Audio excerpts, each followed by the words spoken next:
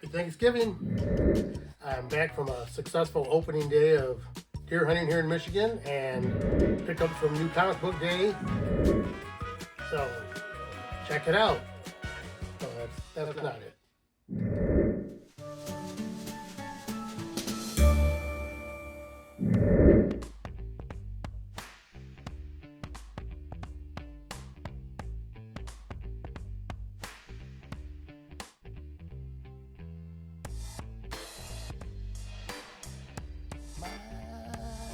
Comics Closet.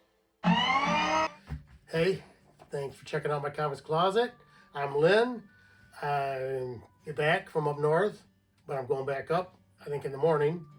Still, firearm deer season usually lasts 2 weekends till December 1st, from November 15th to December 1st. So I may go back up because I've got some pictures on some of my game cameras of a couple of nice deer.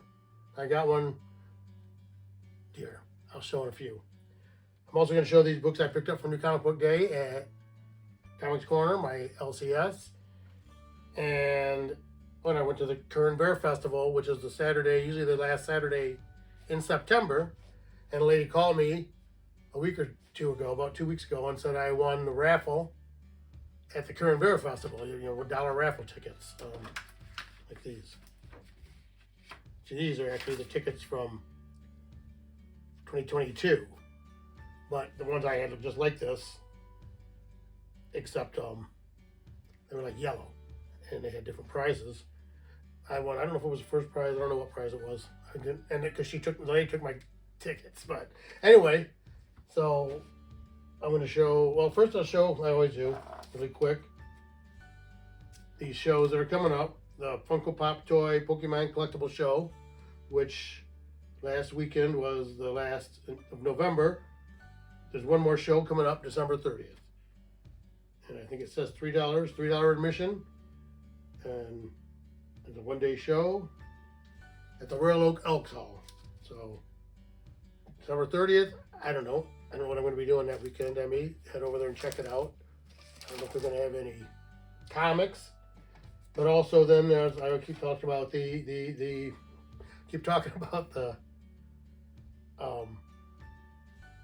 Great Lake Comic Expo. That's on February 23rd and 24th. That's going to be a party. 24th is my birthday. And at the Macomb Expo Center on 12 Mile, I believe it is. Yeah, 12 Mile in Warren, Michigan. They also have the upcoming comic expos, which are smaller comic shows. They're in a church, smaller venue.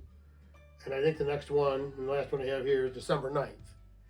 But they have a lot of books, a lot of cool stuff. They have a little other related comic items, but it's run by the same guy that does the Comic-Con, the Great Lake Comic-Con. I forget his name now. But try to check that out, and I think I have one more here. Yeah, this. March 2nd and 3rd. March 2nd and 3rd, 2024. Is the Midland Mall Comic-Con. And I think looks like it's free. Just walk through the mall, probably. I used to go to those back in the older days. And check out books before I was really collecting a lot, big time. And I think I did buy some of the back issues I bought at some shows back 30 years ago. And I paid basically what would be considered nothing for them now. So, all right, all that done. I'm going to show these books real quick. This, like right around noon on Thanksgiving, and we're supposed to be, about 40 minutes away, our nephew's house, to eat. But my wife's got the dog for a walk. It's the only quiet time I have, and it's probably coming to an end pretty quick. So, I went to my LCS, local comic shop, Comics Corner. They have 2 locations. One's in Rochester Hills, Michigan, and one's in Fraser on Utica Road. I've been going there for like 30 years. Got a pull box there. And I've taken a lot of titles off my pull box, so I pick some up just off the rack when I want to get something interesting. And if it looks interesting, I have them to put it on. But also, you can take your books to be cleaned and pressed. I think you can drop them off at the Fraser store for Aaron, Amped Comics Cleaner. So check that out. If you need books cleaned and pressed, great price, $15 a book. up to like 10 books, you start getting a discount, or become a member of the Comics Corner Collectors Club, and you get a discount. And he does extra stuff, you know, whitening and lightning colors, and I think I really don't know anything about. I can do a basic press, and that's about it. A little steam, a little press, and modern books that I'm getting signed, basically. But check out Aaron, F's Comics Cleaner, on IG, and also Comics Corner on IG. So, all right. Well, the first thing I grabbed was this. I'll bring it up from below. Marvel Preview, which is Black Panther, Ultimate Black Panther on the cover, it looks like. So, I always grab these. Big, thick book. Say sometimes they have what people consider, you know, first appearance because they were in a preview magazine. I wouldn't really consider it a first appearance as an advertisement. First time they were ever seen, though, in comic book pages, I guess, or a type of page. So anyway, and this here is the first one in my pull box that I got. And these are 2 weeks worth of books. All these ones from the pull box, and I'm not sure which one's from which week. I meant to check it out, but I didn't. I gotta get out of here. Anyway, so this is the Immortal Thor. Got the hammer up with the saying on it. Whosoever holds this is worthy to hold his hammer. To possess the power of Thor, I believe. I didn't see it word for word there. This is my favorite, pretty much. Amazing Spider-Man. The Gang War. Meet Repo, which is maybe a first appearance, I guess. I don't know who Repo is. Haven't really kept up with Spider-Man lately. But I keep the run running just because I have all of them back to, you know, 300, I guess. I think I do. And there's a Wolverine, 39, with the Black Panther.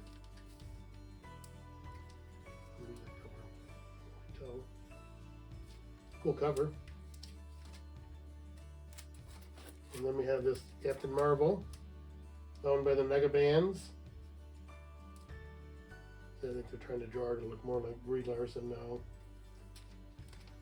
And as I always say, I think she should look more like Blake Lively. Invincible Iron Man 12. Not sure who the girl is. Looks like Emma Frost in her diamond form, but oops. And then we have Moon Knight, the City of Dead, number 5. City of the Dead. Gotta get Moon Knight. And then I have Fall of X, the Immortal X-Men, number 17. Pretty cool Jean Grey cover. Got some different, surrounded by her different costumes, so that must be a new updated costume for her. And then Incredible Hulk number 6, Ghost Rider, and I don't know, looks like the hippie Hulk now. He's got the long hair, right? I haven't really read any of them. I've seen on the covers. So we have Red Goblin number 10. He's fighting Venom. Don't forget, the Marvels in theaters now. If anybody's seen it, let me know what you thought in the comments below. I haven't seen it yet. I don't know if I'm going to go see it. I might see it when it is streaming or whatever. I'll see it sooner or later, but I wasn't impressed with the first one so much, and I had too much stuff going on to go to see the movies. Oh, and this is Cap Wolf, The Howling Commandos number 2, which I might have to check this series out. I'm a big werewolf fan, big Captain America fan, so can't go wrong with Cap Wolf.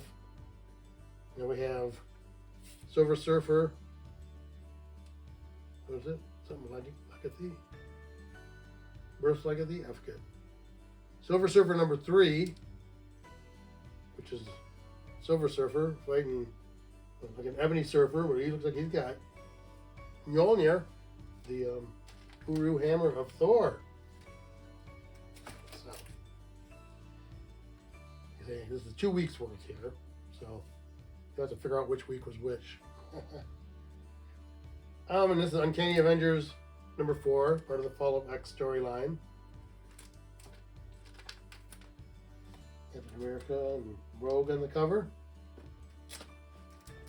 And then we have Fantastic Four, number 13. Looks like June's riding a mechanical Tyrannosaurus now. I may have to turn that in just to get it graded. Just that's a cool cover. All right, now I grabbed this. I know off of the rack because I don't have this, but I got the Marvel Superhero Secret Wars Battle World number 1. This is 40th year. Yeah, 40 years of the Secret Wars. I have all the Secret Wars. All right, and this is Carnage 1. Which, well, that's in my pull box. If they're not in my pull box, they'll be bagged but not boarded. If they're in my pull box, they're not bagged. So when I get home, I bagged these up actually this morning. It's Thursday morning. This is Thanksgiving morning. I'm trying to get this out at least by this evening, because then I'm heading up north. So, trying to get another deer, which we'll talk about in a second. And this is Superior Spider-Man number 1, which is in my pull box. I think this one last week, I'm not sure though. Yeah, because then this is Deadpool, 7 Slaughters, which is a huge book. Which was this thing? Yeah, $9.99. But, I mean, it was a wraparound. That's an awesome cover too. He's taking a couple fellas out there. You know, Deadpool style. You got a guy, his legs wrapped around him. He's getting shot. All right, yeah, because here's now the, looks like maybe the only non-Marvel book I got. I showed one, I don't think so. This is Gunslinger, 26. I have all these. I need to send out number 1 and the original Gunslinger and get that graded. Now I grab this off the rack. The Discerning Reader rack. Which I think I have a second print of number 1. I'm pretty sure I got the first print of number 1. I haven't located it. But I have all these now, 1, 2, and 3. Kill Your Darlings, which is from Parker and Sheridan. I can't remember the Quinn and Hill. Sorry. Astigmatism.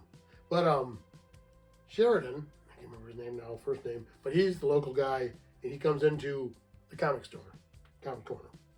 But I think he goes to the Fraser store. I know they did a thing where he came in on a Saturday while I was hunting and signed some books.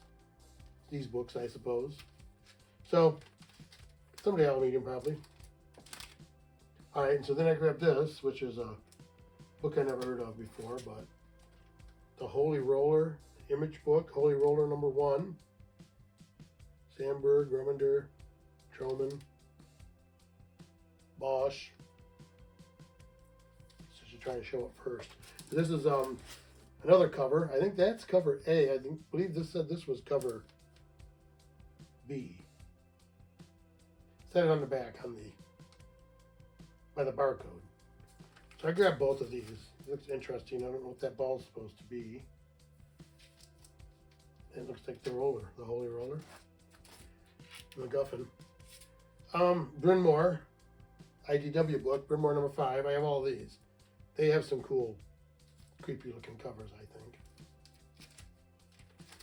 I think I showed one of these, or a couple of these, when I did my horror comics for Halloween. And I got the first one of these. This is Al Capone, Vampire number 2, which is a well-defined Productions. But that's got like a girl in a red dress. Cool looking cover. I like the art on that. I'm not sure who it is. I'll have to look that up. I don't see the names on here. I'll look it up and put it in. Don't know. And then I got this, which is Mortal Terror number 1. Golden, Levin, Bertino O'Halloran. That's Dark Horse.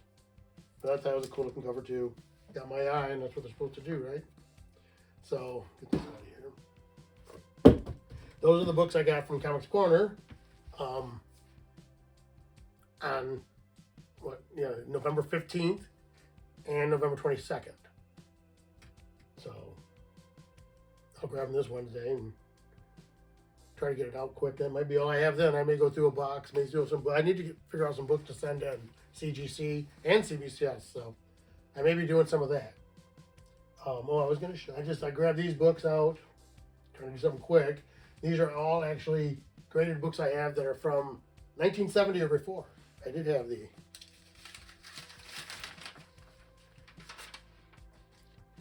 Okay, so right, yeah, I have this is Amazing Spider-Man number 85, which is, I think it reveals that the schemer is Wilson's son, Wilson Fisk's son, the Kingpin's son. That's from June of 1970. That's an 8.0. I think I bought that in an auction. I'm not sure, it may have been from Erod 212. But then I have, the next one up there is the Silver Surfer 9. That's from October 1969, which is just appearance of that. I think that's Ahab. I don't know if it's his first, I don't think it's his first appearance though. But anyway, that's just, I bought that book for like 40 bucks. And I grabbed it because I was grabbing Silver Surfer. And then that's Thor 165 from June of 69. That's the first full appearance of him, or Adam Warlock later. Okay, and then this is X-Men 55. That's from April of 69. And that's when Alex Summers discovers he's a mutant. So that's basically Havoc in the green maybe, but he's not Havoc yet. And then of course, Silver Surfer 4, which is from February of 69, which I turned 9 in February of 69. But I bet I had that book. I'm pretty sure I had all the Silver Surfers when I was 9, 10 years old, 11 years old. So imagine what happened to them. So anyway, this is also Silver Surfer 3, which is 12 of 68. So from 3 to 4, there was 3 months, right? 12 of 68 to 2 of 69. And that's first appearance of Mephisto. And these are both in 5.5s. I have all my graded ones. I mean, I have all the big ones in 5.5 down there. This is Incredible Hulk Annual number 1 in a 6.5, which is just the awesome Steranko cover with what Marie Severin face, I think. She redid his head or something.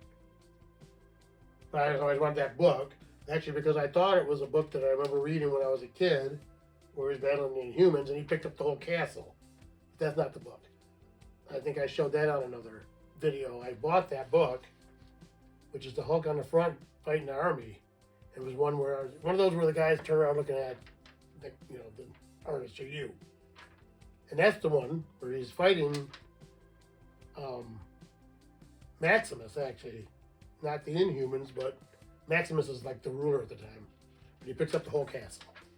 I love that story. I always love that because I knew that was impossible, but it was cool.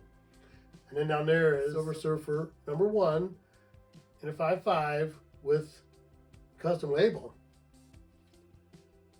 And that's the first Silver Surfer in his own title. And I think that book could actually use the CPR, but I haven't done it yet. Then we go to this one. Yeah, we have this one here, Iron Man Submariner, number 1, which is title where they're both in, and I think they're fighting together before they either one had their own title. But that is from April of 68. And then we have this Fantastic Four 72, which is from March of 68, which is just an awesome, I'm pretty sure that's Kirby. Silver Surfer cover, one of the coolest, another one of the coolest covers out there if you ask me.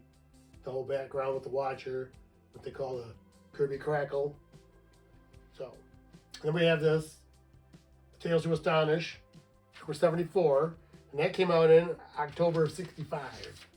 And I actually bought that book off of, I think, Pristine Auctions for like 40 bucks. And I think they had it, said it was like mid-grade.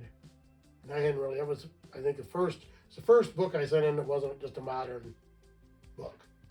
And it came back at 4 or 5. So, I just thought it's a cool cover, cool Submariner cover. Okay, so then this is Amazing Spider-Man number 12, which I just bought a couple weeks ago at the Motor City Comic Con, which is from April of 1964. So I was reading. I wasn't reading in 64. I was reading in kindergarten, 65. I wasn't reading comics. But I learned to read in kindergarten, first grade. I was reading already, I know. But that's like the third appearance of Doc Ock. And it's an Amazing Spider-Man. And a 2.0. The only one older I have is this. Amazing Spider-Man 10. That's from March of 64. So March, and then I don't have April's. That's May. They were coming out every month. It was selling like crazy. And like I say, this is a beautiful looking book. It's a 3.0, but it's got a hole punched right there. But you already can notice. I don't know. I mean, without that hole punched, I bet it could be a 5.5, 6, maybe more. It's got a great cover. You know, and I bought it that way. This book could maybe get a bump in grade, but it's really fragile, I think. You can see the corners are all, it was in some kind of an album or something. And they had it taped. I think that's taped on. It looks like it's separated all the way across. So I'm leaving it pretty much the way it is. It's my Spider-Man 12. Unless, I know, maybe I can upgrade down the road. So anyway, those are the books I put up there. Everything before 1970. I turned 10 years old in 1970. So I could have been reading all these books. You know, I used to read them at the dentist office. I know a friend of my folks' friends, had a kid who was a couple years older than me. So we'd go over to his house for Christmas, and they'd come to our house for Thanksgiving and Easter, stuff like that. But I used to sit in his room while the folks were all out playing cards and kids were all asleep. I used to sit in his room, and he always had a little cabinet by his bed, you know, nightstand full of comics. And so I would read those. So anyway, those are the books I have up on the wall. So the books I have from Comic Corner, books I picked up the last 2 weeks. It's going to show, okay, the deer, or I'll show the raffle. Okay, so yeah, I went to the Kern Bear Festival, which is where it's always the last Saturday in September. And, you know, they have a parade, which is a very small town. There's hardly anything in it. There's like a rock shop where you can go see, you know, quartz and knives. Okay, I haven't been in there. There's like a little house in town. There used to be a bar we used to go to called the Buck Stop. But you go, and it's Tower Road. You go down there, and there's the town hall. But the parade goes down through there, and some guy's got a bunch of military equipment. He's got a hunt club. He calls it Horny Hollow Hog Hunters. So I think they set you up to hunt bears. Down in Kern. Kern's known as the Black Bear capital of the world. So, but anyway, the hat too is from the Kern Bear Festival. I wear it all the time. They had like a big food truck selling barbecue food, barbecued sandwiches, and another one had like some tacos and stuff. You know, like a taco truck. And they were playing music. People were dancing. There's a bouncy house and a slide for the kids. Then I can get some pictures. I got some pictures. They do a car show. That's the coolest thing. They have a car show in the parade. And then they sell tickets, $5 tickets, or $1 tickets for the raffle, which I bought 5 tickets, which either for the raffle the year before, and I did not win. But the year before, they were giving away a quilt, which was a handmade quilt, and a wood carving, which was, you know, chainsaw wood carving of like a bear. You've seen the bear cubs. And the third place was a doily. But actually, they had it sitting there. It was a handmade doily. Probably from the lady that I got this prize here from. This year, I bought the raffle tickets, and I heard the lady that was selling the raffle tickets, when I bought them, I was talking to her. She was sitting right next to the guy doing the 50-50. She won the 50-50. I saw her win that. And then they didn't call the grill off till the end of the day. I got there about 12:30. So I got out of there before the thing was over, thinking I'm never going to, you know, I didn't even remember what the raffle prizes were. When a couple weeks ago, this lady called me, little old lady, and was looking for Lynn. Said she had won I think it was the first prize for the grill. So, Grill Master, Sunbeam, Grill Master, charcoal grill. I mean, it's just like a little grill. It's actually kind of nice. I haven't even taken it out here. That's a little red grill, and all the parts are in there. So, I I had to drive about 12 miles north of my cabin to Curran to pick this up. So I called her back, and she said she was the only farm on the street. So I went to the street. I pushed her my GPS. She gave me her address. Yeah, it was a little old lady. She looked like she might have been. She had to be in her 90s. She couldn't hear anything I said, really. But I talked to her for a minute. She had me come around the back, and she brought that girl over, and I showed her my tickets. I said, you need to match up the tickets or anything. So I did write my name and phone number. I don't think I had my address on it. But anyway, she just took them. Okay, thank you. So I asked her, I said, you go to the, work at the festival, for the Bear Festival. And she didn't hear me. The first couple times, I said something about, you go and work at the Bear Festival? Because I didn't remember seeing her, really. And she said, I am the Bear Festival. Like, I think she said she, started the Bear Festival. I'm not sure how long it's been going on. But I can look it up. It's got a Facebook and Instagram page. But it's a very small thing. So anyway, I went to the Bear Festival. Check out they have some cool cars. Put a couple shots of the cars while I'm rambling here. But anyway, so then I went bow hunting. I didn't get any shots bow hunting. It's been warm. It's been wet. I have my crossbow. I haven't been shooting my bow. My arms are sore. My elbows got tendonitis. The crossbow, I can blink. But I didn't get any shots. I didn't get out a whole lot. Like I said, my wife's still recovering from her surgeries and that. We got stuff going on. I'm working. But I did go up. I went to the Mo City Comic-Con Friday and Saturday. And Sunday I came home, tried to put some of my stuff away. Got these books out, made a video, of course. And then Monday morning I got up and drove back up there. It was like Monday afternoon. But anyway, I drove back up Monday, got back up there so I could hunt with my crossbow on Tuesday. I went out Tuesday evening because it was nice. I didn't see anything. Thought I heard one. I jumped maybe when I was going out there. Because I have an e-bike that's perfectly quiet when you ride out. So anyway, I went out Wednesday morning, 15th, to my little stand. It's like a mile back behind my cabin, down in this gully by a creek, and I got out there a little before 7, just before dark, just before daylight. I think shooting light was like 10 to 7. So anyway, I got out there and sat there for like an hour and 15 minutes and saw a deer come over the hill, and thought it was a good sized doe. I couldn't really see any antlers. It came down the hill right towards me and got about 30 yards away. It stopped and went behind a tree. So I got my gun and got it ready. I was using a Winchester 30-06 bolt action. And then another one came over the hill, and it came right down to where that one was. And I'm like, ooh, that's got spike horns. Pretty good spikes. And then they bumped heads and ran into each other a couple of times. And I could see, they both have horns. Both pretty much the same thing. So I was all ready then. I had my gun in my lap. Well, actually, I had it something like this, because I'm going to stand in a tree, and I've got netting that kind of camouflages some movement. They had no idea I was there. So anyway, they stopped. They hit heads a couple of times, and then bounced around a little bit. And then one went into the pine trees, and one kind of saw it go back up the hill. And the one that went into the pine trees came around a circle and came right down in front of me. And there's a little creek that runs like 8 yards away from my bottom of my tree over here to this right side, which would be directly east, basically. But he came down here and went right north of me, about 15 yards up, stepped across that little creek. So I got my gun up and ready, and he actually turned and started to go up the hill. So I shot him on his right side, but I shot him kind of far back, dropped him right there. And yeah, that's not him there. It was actually this, like I say, I have a spike horn, but those are the spikes off of it. I had it processed and got it back. I dropped it off Saturday on my way home. And I don't know if I want to put these anywhere where you can see them. And I got the meat back. I got like 50 pounds of prime meat. It's really all we ate. The back straps and the tenderloin the other day.